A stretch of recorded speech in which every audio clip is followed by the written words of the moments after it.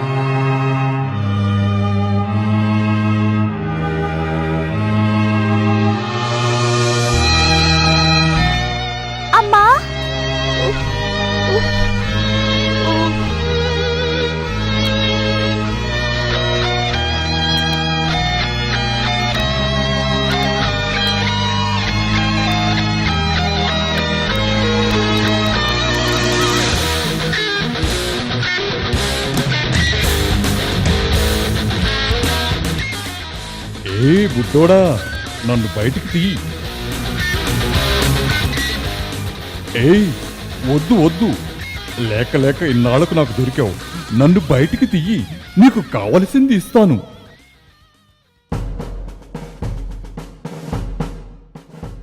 అయ్యో అయ్యయ్యో, ఎంత పని చేసావురా బుడ్డోడా.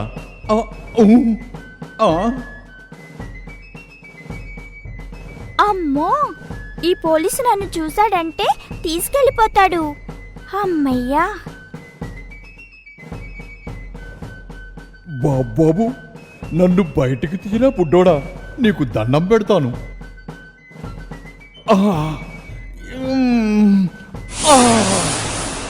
చాలు, ఓపింది చాలురా. అబ్బా,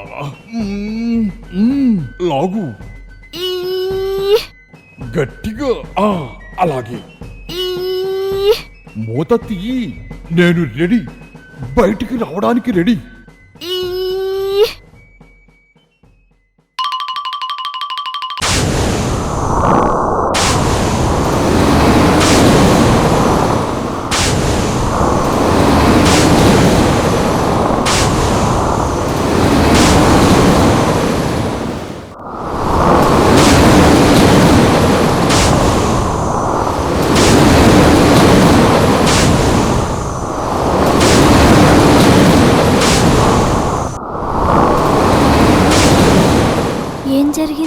అరే, ఏమైంది? ఆ పొగ ఎక్కడికి పోతుంది? అమ్మో, ఎంత పెద్ద పొగ! నేను బయటికి వచ్చేసాను. హే గాలి, చూడు, ఇప్పుడు నేను నీలా ఎక్కడికైనా వెళ్ళొచ్చు. నేనిప్పుడు స్వేచ్ఛగా తిరిగి రావచ్చు, ఏమైనా చేయొచ్చు.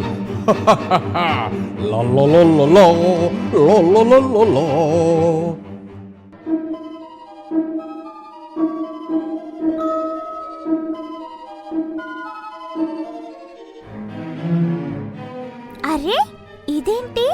ఇక్కడ ఇంతమంది ఉన్నా కానీ వీళ్ళెవరికి ఈ అరుపులు వినపడటం లేదా? పుస్సుమని బయటకు వచ్చిన పొగ వీళ్ళెవరికి కనిపించలేదా?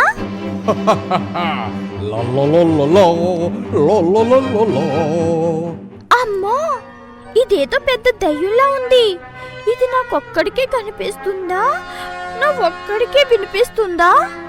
అవును, ఇంతకీ అది దయ్యమా, పిశాచా, రాక్షసా?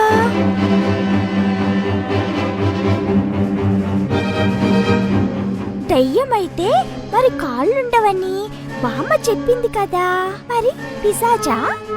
కానీ పిశాచైతే పీడించాలి కదా. కానీ చెట్టు, నాకెంత ఆనందంగా ఉందో తెలుసా? చాలా రోజుల తర్వాత నాకు స్వేచ్ఛ దొరికింది. చెట్లతో నవ్వుతూ మాట్లాడుతుంది. మరైతే రాక్షసి కూడా కాదు. ఎందుకంటే బామ్మ చెప్పినట్టు నల్లగా పుర్రెలు వేసుకుని ఇంతింత పొడవు పళ్ళు పెట్టుకుని రక్తం తాగుతూ ఉంటుంది. చచ్చ, యాక్!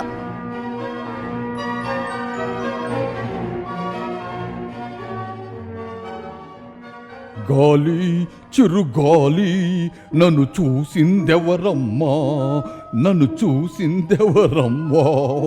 చూసిందెవరబ్బా? అరెరే, నన్ను ఆ జాడీ బంధనంలో నుండి బయటికి తీసుకొచ్చిన ఆ బుడ్డోడెక్కడా?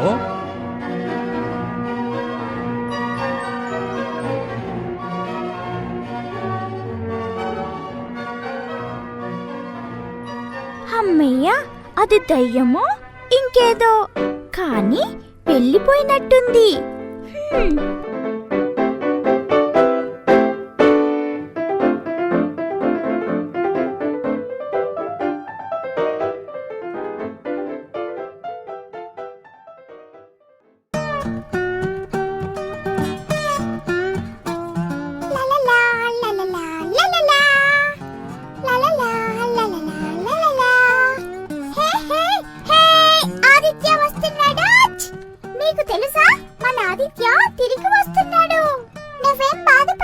రేపటి నుండి ఆదిత్య తన పళ్ళుని నీతోనే బ్రష్ చేస్తాడుగా.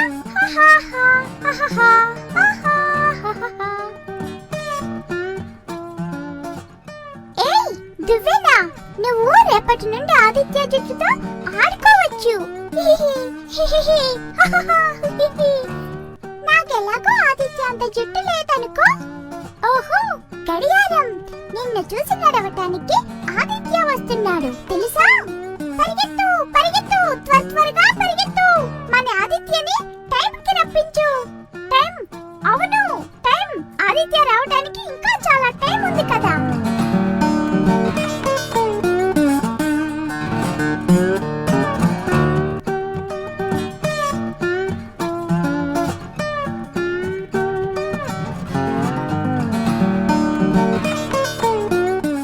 అబ్బా, ఆదిత్యను వెతకడానికి తిరిగి అలసిపోయాను బాబాయ్.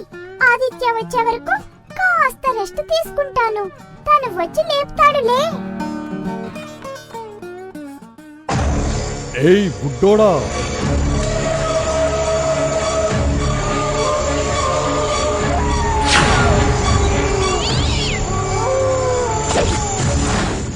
వీడు నన్ను తినేసేలా ఉన్నాడు బాబాయ్. పారిపో ఆదిత్య, త్వరగా పారిపో. బుడ్డోడా, భయపడకు బుడ్డోడా, ఆ? నిన్నేమీ చేయను.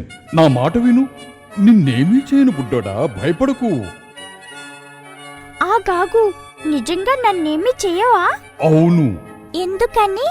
ఎందుకంటే నువ్వు నన్ను కాపాడావు కాబట్టి. నేనా?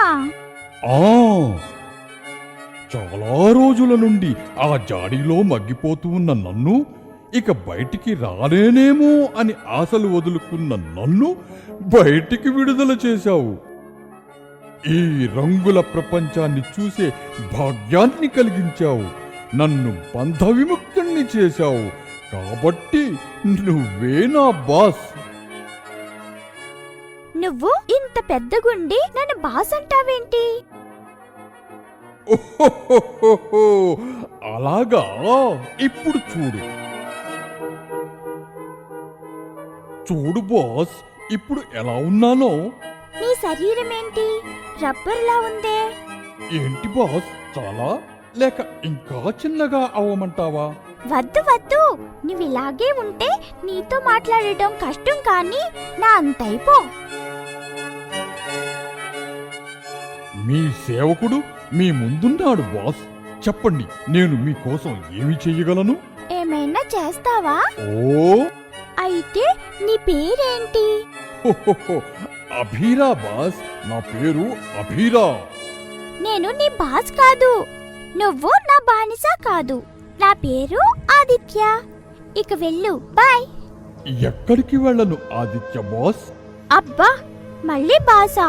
ఆ సరే సరే ఆదిత్య, నేను నిన్ను విడిచిపెట్టి ఎక్కడికి వెళ్ళలేను.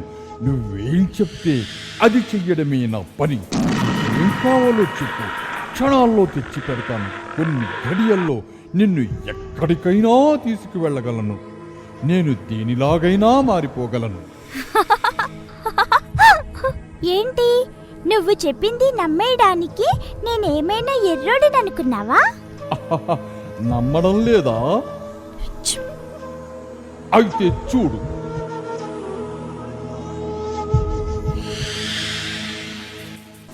అయితే ఏం చేస్తే నమ్ముతావు?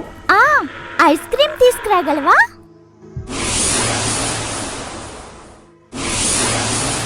ఇదిగో. సరే కానీ మరి చెప్పు. అయితే నాకు స్నో వరల్డ్ చూపిస్తావా? ఓ కళ్ళు మూసుకో మరి ఆదిత్య.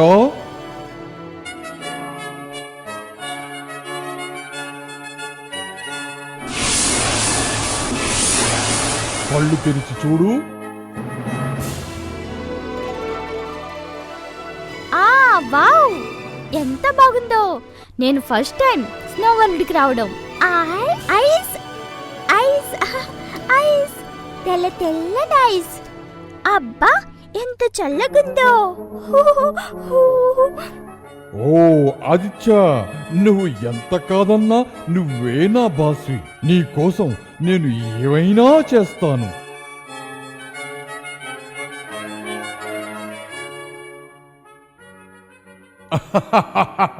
ఆదిత్య, ఒడికింది చాలు. నువ్వింకా స్నో వరల్డ్లో లేవు. హ్యాపీనా? Full happy Abira. ఇగ్లూలు, మంచు వర్షం, అబ్బో ఎటు చూసినా మంచు కొండలే.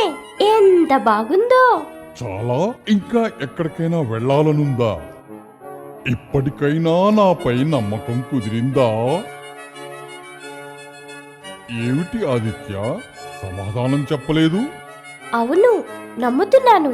నువ్వేమైనా చేయగలవు, ఎవరినైనా ఎక్కడికైనా తీసుకెళ్లగలవు. నువ్వు సూపర్. సరేనా? ఇదేగా నీకు కావాల్సింది. ఇప్పుడైనా వెళ్తావా?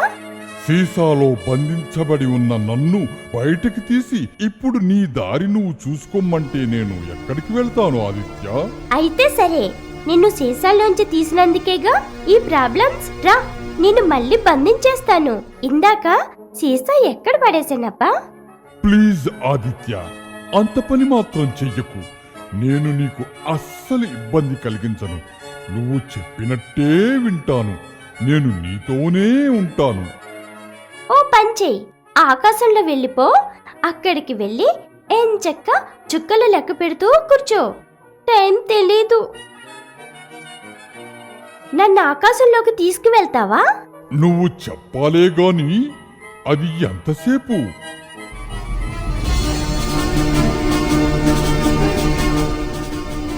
హే విమానం, వద్దా బీరా, పడిపోతాను. నన్ను నమ్ము ఆదిత్య, ఒక్కసారి దిగు. నీకేమీ కాదు, నేనున్నాను కదా. ఇదేంటా బీరా, నేను గాలిలో తేలడం ఏమిటి? ఇంతగా ఉంది. మనం ఇప్పుడు భూమికి కొన్ని వేల అడుగుల కిలోమీటర్ల దూరంలో ఉన్నాం. అందుకనే భూమి ఆకర్షణ శక్తి ఉండదు. అందుకే నువ్వు గాలిలో తేలుతున్నావు. అయ్యో అబీరా, మనం కొంచెం ముందు బయలుదేరుంటే బాగుండేది. అబీరా చూడు, చంద్రుడు వెళ్ళిపోయాడు. ఆదిత్య, చంద్రుడు ఎక్కడికి వెళ్ళిపోలేదు. నువ్వున్నది చంద్రమండలంలోనే. ఏంటి, మనమున్నది చంద్రమండలంలోనా? అయ్య బాబోయ్. Thank you Aditya. అమ్మయ్య, మా ఆదిత్య బాబు తిరిగి వస్తున్నాడు. అతను వెళ్ళిపోవడంతో బోసిపోయిన ఇంటికి మళ్ళీ ఇక్కడ వస్తుంది. చింత చచ్చినా పులుపు చావలేదట. అలా ఉంది ఈయన వ్యవహారం. ఇంకా ఏమిటి నీ బాధ? నువ్వు అనుకున్నదంతా చేసావు కదా. మధ్యలో నేనేం చేశాను? రాళ్ళు రప్పల్లో చెట్లు పుట్టల వెంట బలాదూర్ తిరుగులకి అలవాటు పడిన ఆ పిల్లోని తీసుకొచ్చి, నాయనా బుద్ధిగా చదువుకొని బాగుపడరా అంటే వింటాడా? కాళ్లకు చక్రాలు కట్టుకొని ఊరు మొత్తం తిరిగేవాణ్ణి బంగ్లాలో ప్రశాంతంగా ఉండమంటే ఎలా ఉంటాడండి? వచ్చినప్పటినుంచి చూస్తున్నాను. వాడిని ప్రశాంతంగా ఉండనిస్తే కదా. అంటే వాడేమైనా నేను రమ్మంటే వచ్చాడా? పొమ్మంటే పోవడానికి వాళ్ళ అమ్మా నాన్న కబురు చేయండి, ఏమైనా తెలుస్తుందేమో. ఇంకా నయం, మా చెల్లెలకే ఫోన్ చేసి, అమ్మా చెల్లెమ్మ, బాగా చదివించి నీ కొడుకుని ప్రయోజకుడిని చేస్తానని ఇక్కడ తీసుకొచ్చాను, కానీ ఇంట్లోంచి పారిపోయేలా చేసుకున్నాను, నన్ను క్షమించమ్మా అని అడగమన్నావు కాదు. అనండి అనండి, నన్ను కాకపోతే ఇంకెవరినంటారు మీరు? అది సరే గాని ఆ ఫోటోని అక్కడ పడేసి లేచి కాస్త ఫ్రెష్ అవ్వండి. దరిద్రం వదిలింది. శాంత, తాగడానికి లేమ్మంటే అంత కోపం ఎందుకండి? ఏ రంగయ్య, సూప్ తవ్వడానికి ఎంతసేపురా? వస్తున్నానమ్మా. హలో, నేను కానిస్టేబుల్ 420ని. ఆ కానిస్టేబుల్ గారా? చెప్పండి, నేను విశ్వనాథ్ని. ఏంటి సార్ ఇది? మీరేమో ఫోటో ఇచ్చి ఆ అబ్బాయిని వెతికి తీసుకురమ్మంటారు, కానీ ఆ పిల్లోడు రానంటాడు. అసలు ఏం జరిగిందండి? దొరికినట్టే దొరికి పారిపోయాడు. అంటే ఇంకేముంది సార్, కష్టపడి మీ వాడిని పట్టుకున్నాం, కానీ మమ్మల్ని మాయ చేసి తప్పించుకొని పారిపోయాడు. అమ్మయ్యా, వీడు విరగడైంది. ఏమైందండి? మన ఆదిత్య దొరికాడా? ఇంటికి తీసుకొస్తున్నారా? రంగయ్య, కారు తాళాలు పట్రా. మీరెక్కడికండి? ఆదిత్య వస్తాళ్లే. వీడు బొంకమట్టిలా ఉన్నాడు. ఎంత వదిలించుకోవాలన్నా వదట్లేదు. అంతా నా కర్మ. బాబు గారు, ఈ సూపు నాకివ్వు రంగయ్య. దేవుడా, ఆదిత్య మా వారికి దొరకకుండా పోతే బావుండు. నీకు 100 కొబ్బరికాయలు కాదు, 50 కాదు కనీసం 10 కొబ్బరికాయలైనా కొడతా. చెప్పు ఆదిత్య, నీకింకేం కావాలి? ఇంకా ఏం తింటావు? నాకు నూడిల్స్ తినాలనుంది. ఓ, చిటికలో తెస్తా.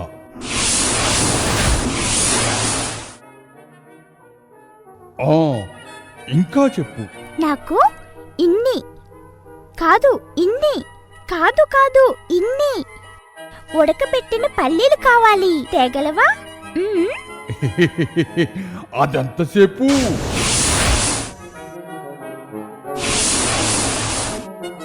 అసలు నువ్వు ఎప్పుడెళ్ళావు, ఎప్పుడొచ్చావు? ఏంటి, ఇంకా ఏమైనా కావాలా? మరి నేను అడిగిందల్లా తినటానికి తెచ్చిస్తున్నావు, కానీ నువ్వు తినట్లేదేం? ఎందుకు నవ్వుతున్నావు? నాకు ఆకలి దప్పులుండవు. ఏంటి? నిజం ఆదిత్య. ఎందుకని? నువ్వేమైనా దేవుడువా? కాదు, కానీ జాడీలోంచి బయటికొచ్చిన నీ సేవకుడిని. భూతానివి కాదు. మరి నువ్వెవరివి? అసలు ఇక్కడికి ఎలా వచ్చావు? కుంకుమ, పసుపు, చందనాదులతో ఓ పెద్ద నిప్పురవ్వల మట్టి పాత్ర నుండి సాంబ్రాణి పొగ బయటికి వస్తుండగా కణకణ మండే అగ్ని జ్వాలలతో మెరిసిపోతున్న హోమగుండంలో చిత్రమైన వస్తువుల్ని ఆహుతిస్తూ కాలభైరవుణ్ణి పూజించే మాంత్రికుడే అఘోర.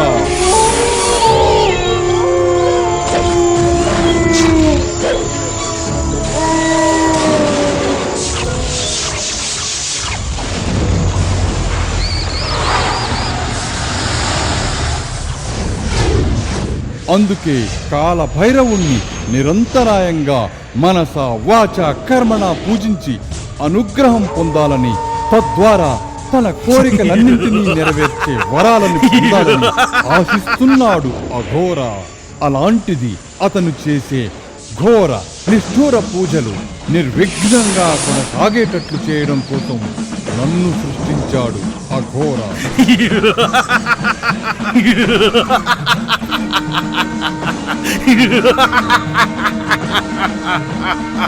తన క్షుద్ర పూజలు, మంత్ర జపాదులకి ఎటువంటి ఆటంకం కలగకుండా చూసుకునేందుకు తన మంత్రశక్తితో అఘోర నన్ను తయారు చేయడానికి పెద్ద హోమమే చేయాల్సి వచ్చింది. ఏంటి? నిన్ను సృష్టించింది అఘోర మాంత్రికుడా? దానికోసం ఒక పెద్ద హోమమే చేశాడా? మరి నువ్వెలా బయటకు వచ్చావు?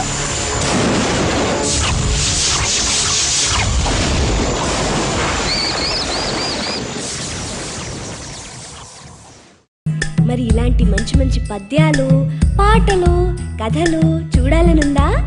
ఇంకెందుకు ఆలస్యం? వెంటనే మీ అమ్మా నాన్నలకు చెప్పి మాకు సబ్స్క్రైబ్ చేయించరా? ఈలోగా మేము మీకోసం బోలెడు వీడియోలను తయారు చేసే ప్రయత్నంలో ఉంటాం.